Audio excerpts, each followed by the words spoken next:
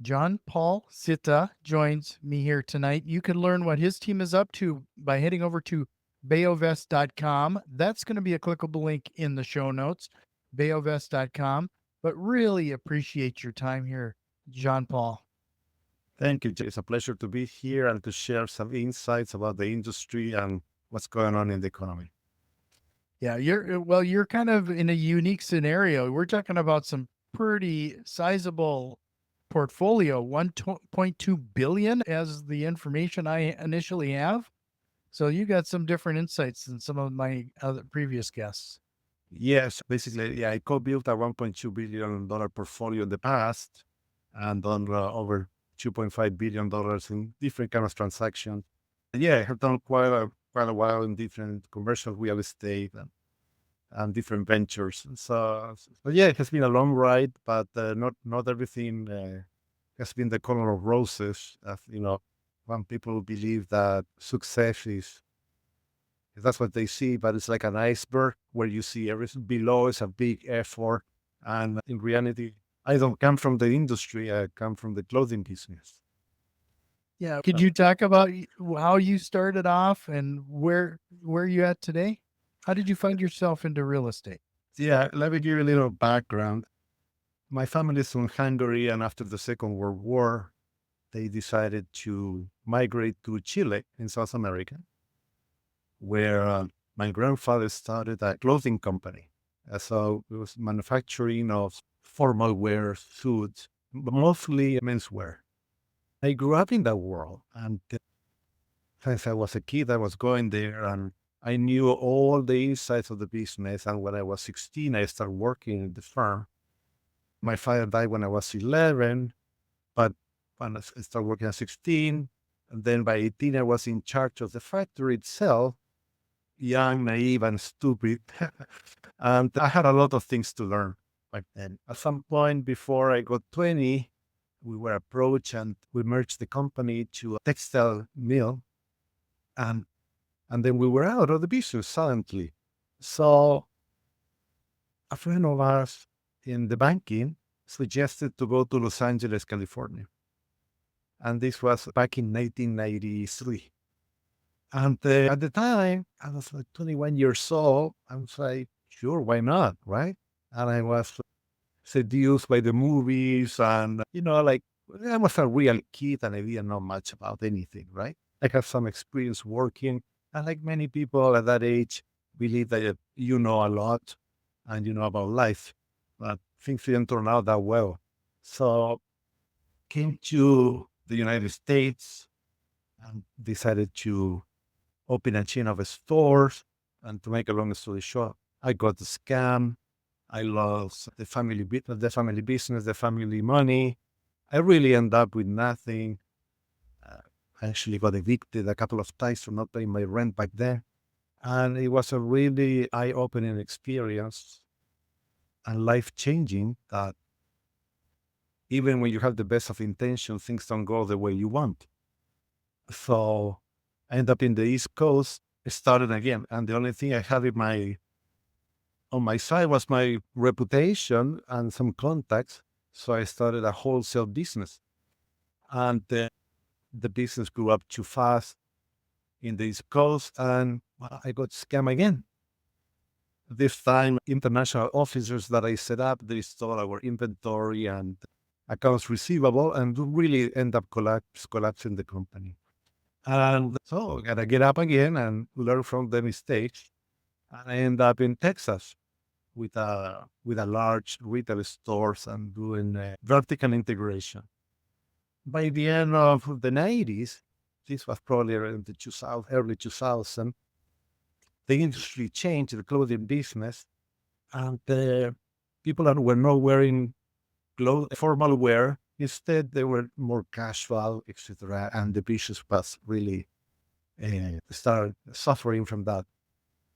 So unfortunately, that business went under, and I learned big lessons back then, 25 years ago. And accidentally, I ended up in real estate. And one of my mentors at the time, I would say he felt sorry for the situation because he started the same way, making many mistakes. and decided to teach me some of the tricks of the business. And one of them was like, because I asked him, well, why don't you do this by yourself? He said, listen, this industry is too big. If you cannot sell it to an investor, the deal is not good. And like that, many things start happening. I made my first deal with him, and he started teaching me and so on. So over the years, from that point until 2008, I was doing it more like it's called street developer. So we're doing this deal for somebody else, and then in exchange for a fee, not really doing all the other side, all part of the business on the other side. But by the year 2008, 2009, when the financial crisis arrived, we were at the point that the investors were too scared to jump in the deals, and the properties were at such a low price that very few investors decided to jump on it. And I remember saying, listen, we need to grab the checkbook in here because nobody wants to do anything and everybody's so afraid they don't understand what's going on. So we decided to create an investment fund. And everybody laughed at the time, thinking that how you guys have your investment fund, you have never been in the investment side per se, you have been on the property side.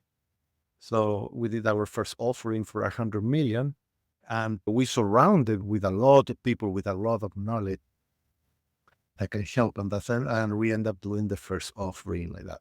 And from that point, the company started doing many other things with a different strategy back then. It was a lot of value-added strategy until the year 2018, where at the time the portfolio grew about $1.2 billion because you have properties in or other properties going out. So, but at the time it was around that at that amount. And then we decided to unwind that company and change the strategy overall. But then COVID hit, and it was a game changer completely. With COVID hit, really things changed. The client mentality changed. The big clients, in the past, we used to do it with also what I call smaller clients. So they would put most of the equity, and then the smaller client will complete the difference. But then with COVID, they decided that, you know what, we want to do the whole thing ourselves. That created a problem for the smaller clients that have 500,000, a million, or $2 million. And it's like, what are we going to do with these clients? So I remember the approach of the dentist. Years ago, I had an issue in my tooth, and I called my dentist during the weekend, and he said, come over right away. We will take care of you. And then I asked him, how come you open your office for me? And he said something that really got stuck to me. He said, if I don't take care of you, you will have found somebody else, and probably you have left me for that new person because they are taking care of you. So we end up changing a lot of things. I created different structures for all kinds of customers in general. That's very much show. Do you mind me asking, John Paul? You mentioned quite a few points of failure as you're finding your way to real estate investing. Yes.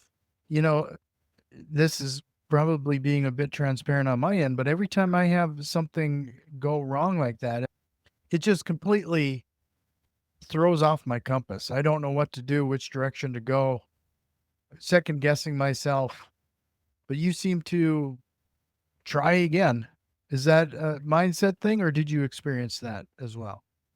Well, at the time of the failure, it's really difficult. It's really hard because it hits you. Of course, you try to do your best at the time with the knowledge that you had at the time. But after it happens and you learn from what went wrong, that's a very important reason. What went wrong? What didn't work?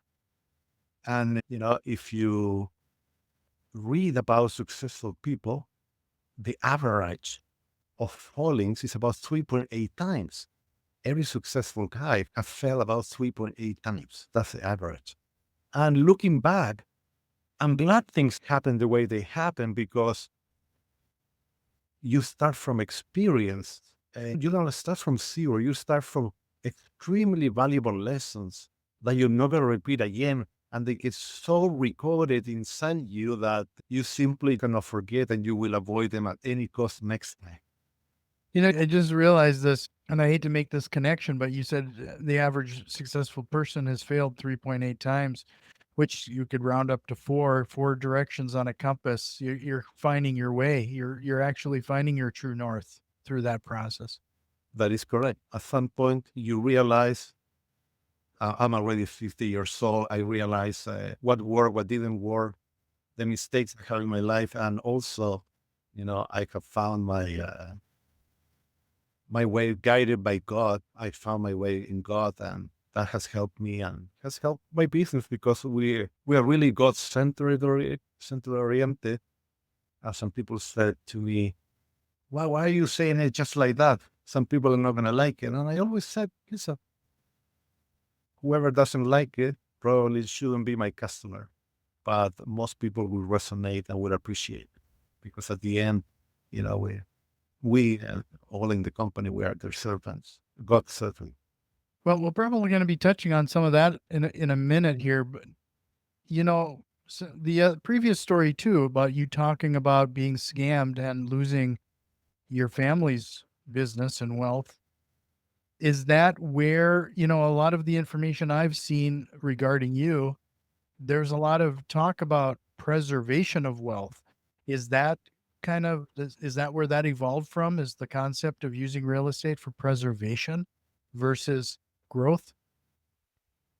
No, that has been a mature concept.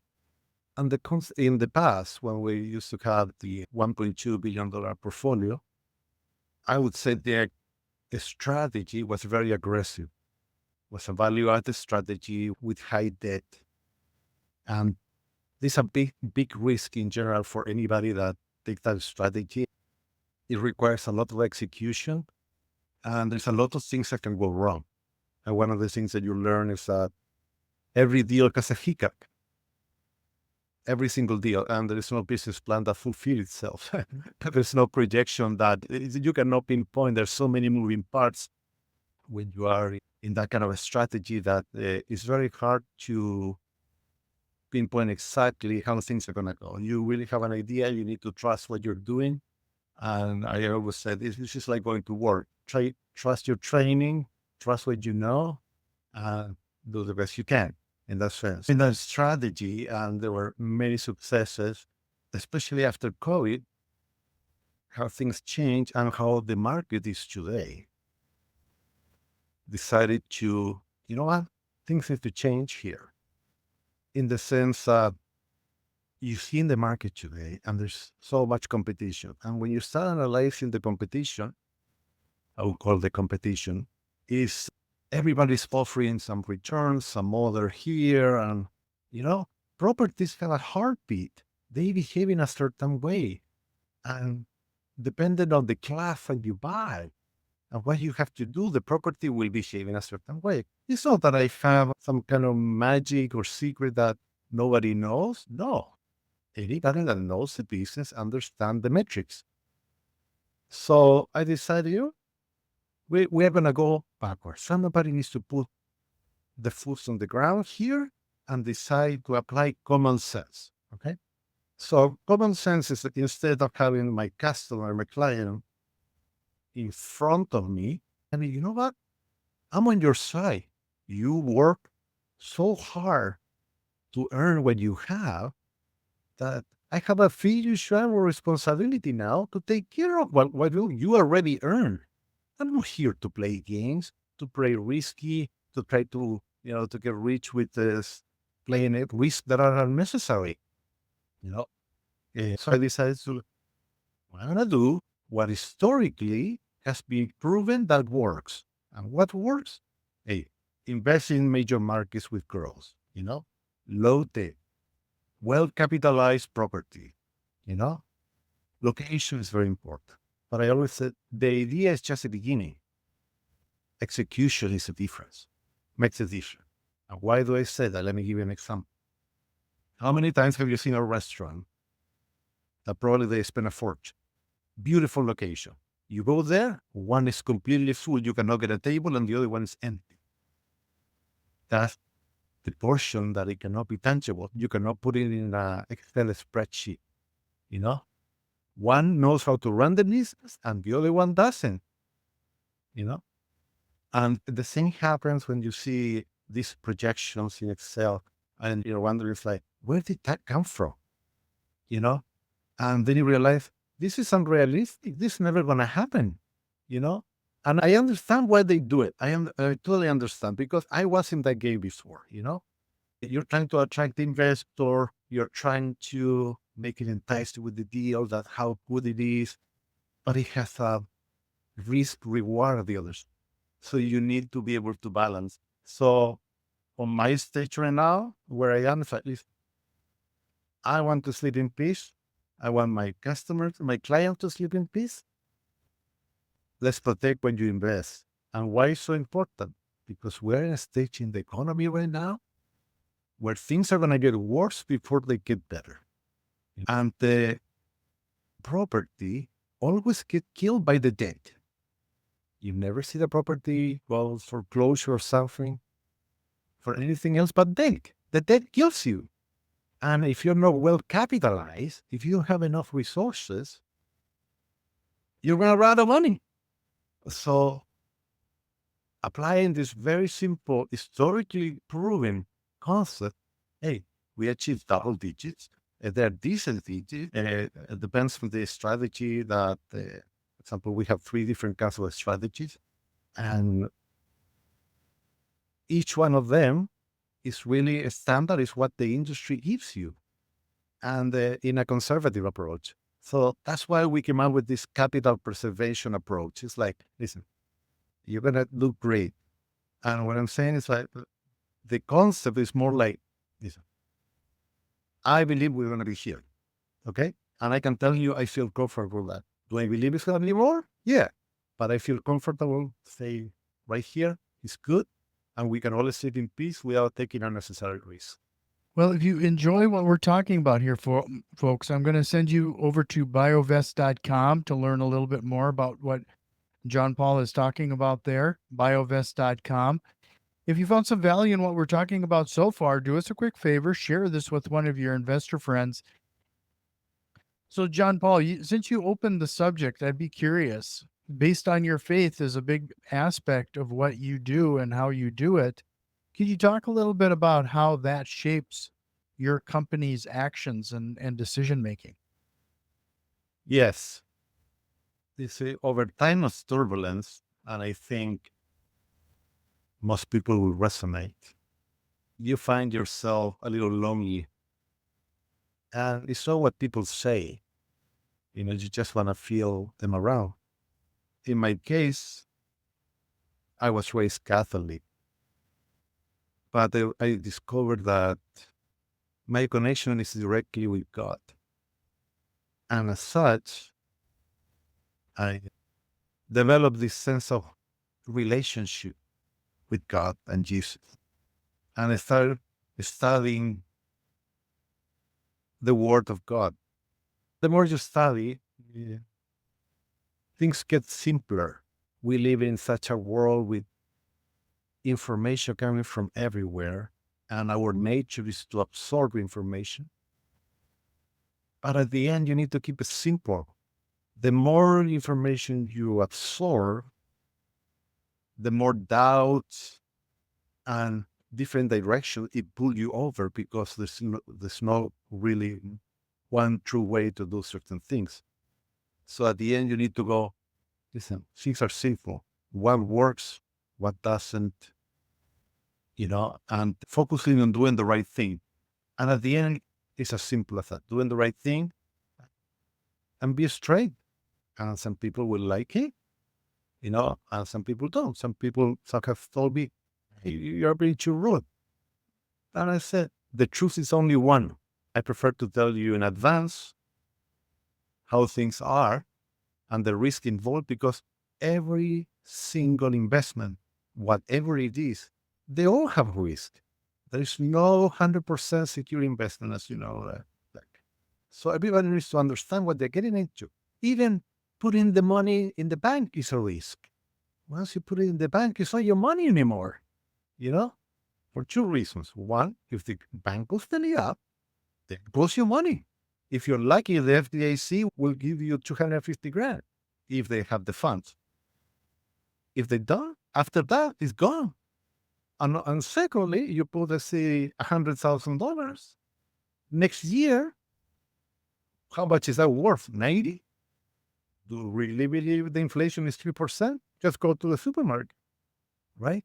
So regardless what you do, there is a risk. And that's why we believe that real estate is one of the very few assets that can appreciate over time and generate at the same time. You know, you invest in something, I call it, you invest in something real, something that you can touch, something you are in control, that nobody can come and just take it or go out of business and it's gone. It's yours. Your name is there. So that makes a big difference. So, with the size of portfolio you're talking about, you have to really work to make sure that you build long-lasting relationships and the confidence there. Can you talk about any kind of strategies that you've implemented that has helped with that? Well, since that time, we are in the process of building a new portfolio.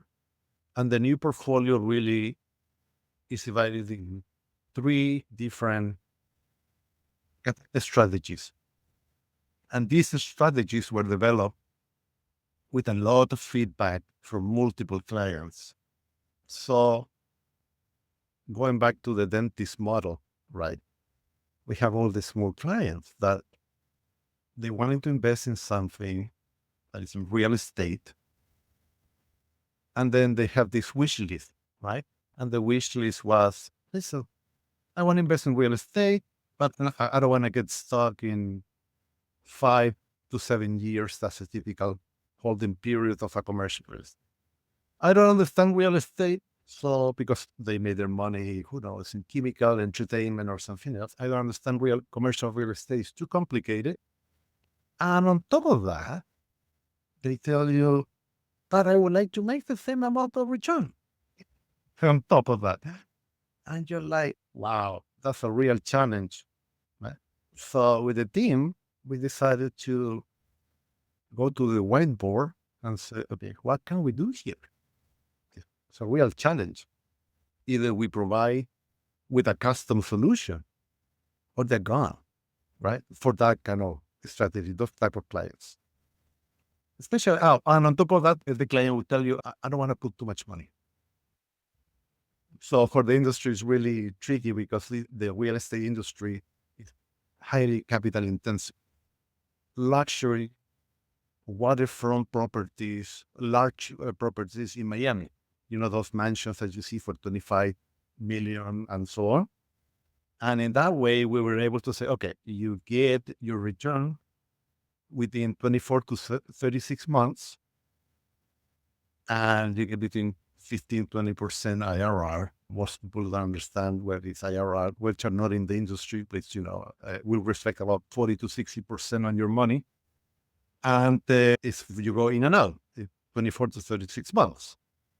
And that was one. And it's sexy, something easy to understand with metrics that we can easily compare and evaluate. And then we said, okay, what about the typical client that said, you know what?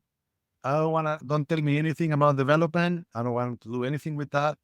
I want monthly distributions, classic, and I want long-term. Well, we all develop fund number two. Fund number two is a classic, typical multifamily, class A, major locations where they can give you probably between 6 or 7% yield. And at the end of the period, you may end up 12, 14% IRR. Everything with low debt, low risk.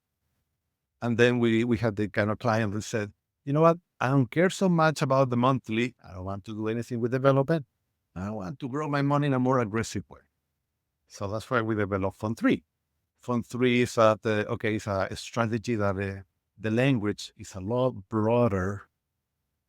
And it gives us the ability to travel through classes, and it gives us the authority to create a compounded effect. What I call compounded effect is like we might buy something, hold it for a year or two, and then when we sell that with a profit, reinvest that and create the compound effect for the second tranche. And that's a more aggressive, and that gives you over 20% IRR per year. And that strategy is a little more aggressive. However, all the three strategies, they have a thing in common, which is they're all focused on capital preservation. They're all focused in low debt. And the most important part, all of them have, is that their capital readiness. We call it capital readiness because we believe, and I have seen it for experience many, many times, that the first profit, you have to make it at the moment of purchase. And the only way to do that is go with cash in hand. Everybody understands that. And we have seen many times. You can have somebody at this price and somebody comes below and a cash offer and sweep it away from your feet. Because sellers, they like certainty that you're going to close. And cash is the only way to do it. You are very aggressive when you have cash in hand. You mentioned that we're going to, let's get into the economy here for a second, if you wouldn't mind. Absolutely. You mentioned things are going to get a little worse before it gets better. Yes. What are you foreseeing here regarding that, and what should people do to prepare? I believe that the printing of the money has been out of control, and we are just start seeing the beginning of it. Especially the last 3 years, the amount of printing is more than in the history combined. It's never been like this. And things take time to circulate in the economy, So this is when it hits hard. It's going to be a devaluation of the dollar in general. And the dollar is being floated right now, you could say, because other countries around the world, their economies are falling. South American economy is really destroyed. All their capitals have migrated to the United States. And Europe, with the energy crisis that they have and geopolitical instability, their capitals are migrating here as well. As a result, what you're seeing is the S&P 500 keep going up and up and up because most of those capitals arrive and they don't know where to place their equity, and they end up putting it in the stock market. And that's how you are pumping it, and you give it the feeling that, hey, things are doing great.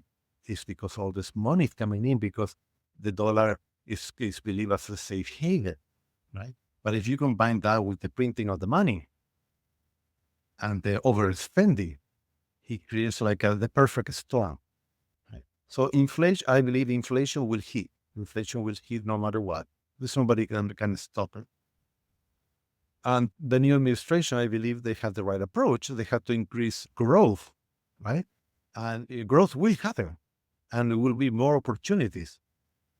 But I call it, whoever is closer to the printing of the money will do better than the one who's at the end.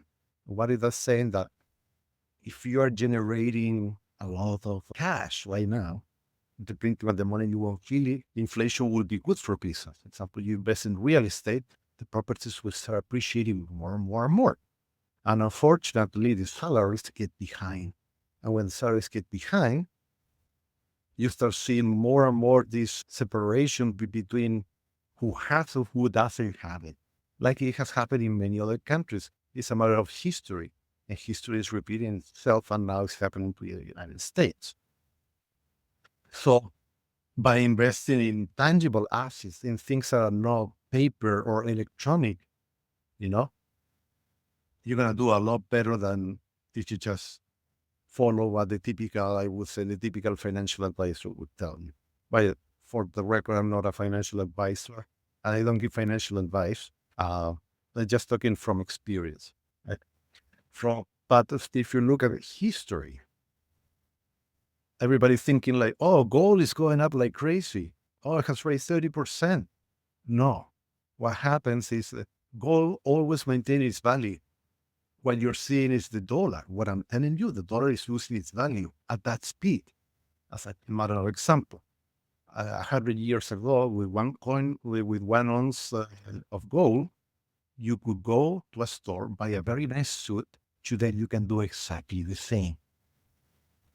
So that tells you the gold maintains the value, maintains wealth. And when you see the price of gold, you see how the dollar is losing value rapidly, and it will continue to do so. So what can you do? Invest in tangible assets, things that you can touch, things that will appreciate in value, not things that you buy and then they're gone, like a car or things like that. But anything that you can touch will appreciate in value and they have to generate. And one of the mistakes of many investors thinking, oh, I will buy this, it will appreciate forever, especially in properties, commercial properties.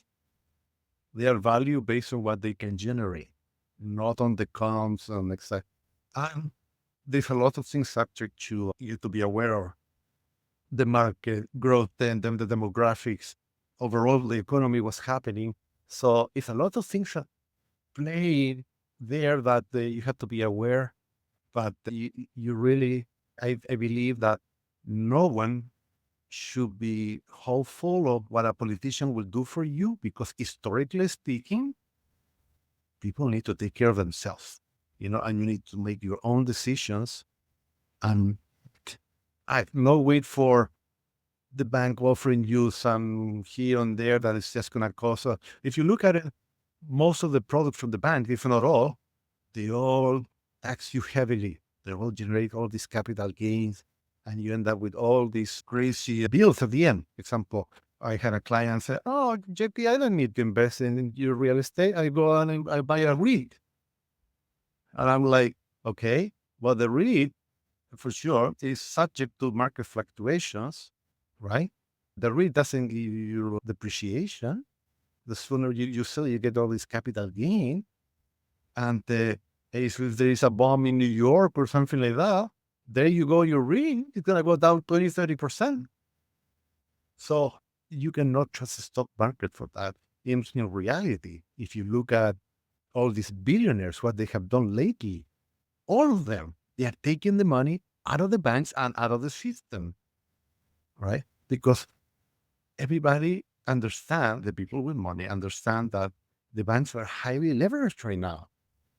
They say, oh, the country owns 35 million, $30 trillion. Have you looked at the banks and what their products are? I don't know what they have in leverage. They're in the trillions of the trillions. We are in a fractional system. And they're not going to tell you that in the news, because it will create a run to the bank effect. Everybody will go and take the money out as fast as you can, because make their deposit, and then they go and they lend themselves at least 10 times to do whatever. And if they lose money, well, sorry, but if they make money, it's on them.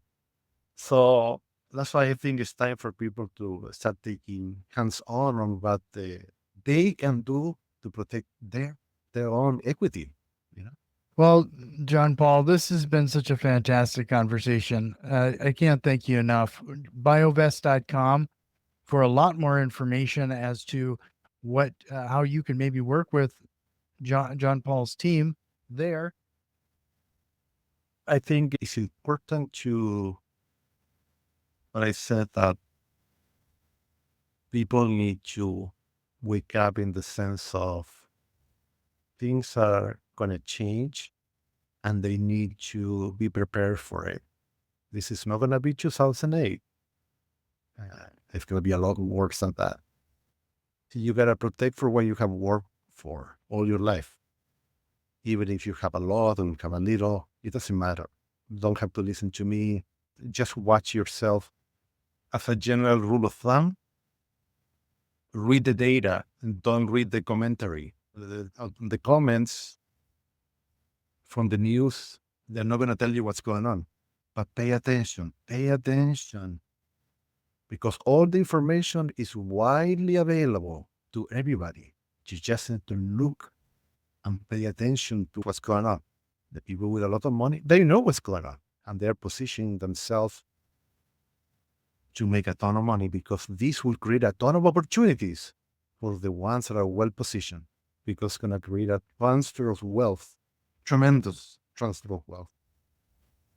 Yeah, we've seen that a couple times now, but we should probably save that for another episode.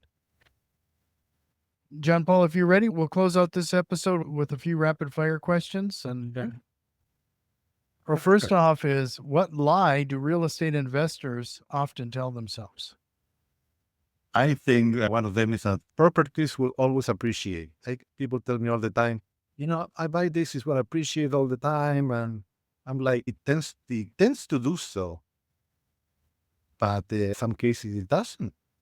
Because if you invest, let's see, in some parts of Los Angeles right now where people are living, trust me, the property is not appreciated. You're losing money. And that's one tiny example. Sure. So you gotta pay attention to the demographics, what's going on in the market. But they believe that properties always appreciate, but that is not the case. If you could go back in time and give your younger self a piece of advice, what would it be? Be mindful with the company you keep. Sometimes those so-called experts, they're experts in sending you invoices and tracking your finances, right? But trust your instincts. Trust your instinct. Do you have a book recommendation? Many years ago, I read a book called The Four Agreements. Yes, I have. Yeah, The Four Agreements. Be impeccable with your word is one of them. Don't take anything personally. Don't make assumptions and always do your best. And it's a very short book, but it really is such a simple way of living your life that you're going to live in. You're going to be a lot more peaceful. What single strategy or tool have you implemented that has had the biggest time-saving impact to you or your business? In terms of tool, life has put me in a position that I have to be in a policy or need to learn basis. There's no single tool. There's a lot of tools, and you need to be dynamic and open mind to be trying and error multiple tools. There are multiple tools to be used in the market. Some of them work for you, some others don't. Some others work partially, but it all depends what you're doing. There is no magic formula in this. If you want to say a tool, the best tool is Excel, but Excel can do whatever you want. It can give you a Picasso. That doesn't mean it's true. That's why you got to base it on experience. And if I have to think about a strategy, that will be you need to learn basis. Always be learning because even now I'm always learning new things. And sometimes when you think you know something so well, somebody new may come and say, you know what? Have you thought about this? You know what? It never occurred to me. That's a great idea. And you have to be open-minded and be humble. Going back to your faith, that's one of those things that has been, my wife and I have been talking about quite often, is that every time we revisit a similar account in the Bible, something new is revealed every time. Yes, that is right. Well, I really appreciate it, John Paul. This was fantastic. One last time, it is biovest.com. It was great meeting you. Absolutely. BioVest. Absolutely. Yeah. It's a pleasure, Jack.